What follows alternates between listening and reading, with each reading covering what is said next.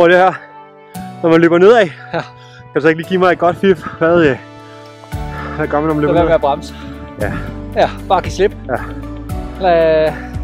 Det er psykologen, der siger det?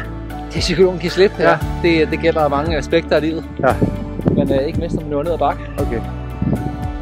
Jamen, skal vi så ikke komme ud og få knoklet nogle bakker igennem? Det kunne være sjovt, hvis vi kunne få nogle styrt med dig nu. Er det ikke rigtigt?